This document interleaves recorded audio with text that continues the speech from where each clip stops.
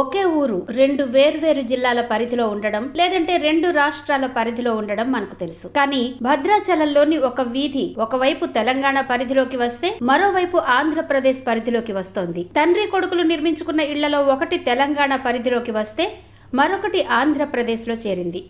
లోక్సభ ఎన్నికల వేళ ఇది ఆసక్తికరంగా మారింది.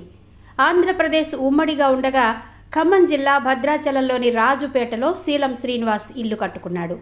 ఆ తర్వాత రాష్ట్రం ఆంధ్రప్రదేశ్ తెలంగాణగా విడిపోయింది. రాజుపేటలోని ఓ వీధి ఓవైపు తెలంగాణలోని మహబూబాబాద్ లోక్సభ పరిధిలోకి వస్తే మరోవైపు ఉన్న ప్రాంతం ఏపీలోని అల్లూరు సీతారామరాజు జిల్లా అరకు లోక్సభ పరిధిలోకి వెళ్లాయి.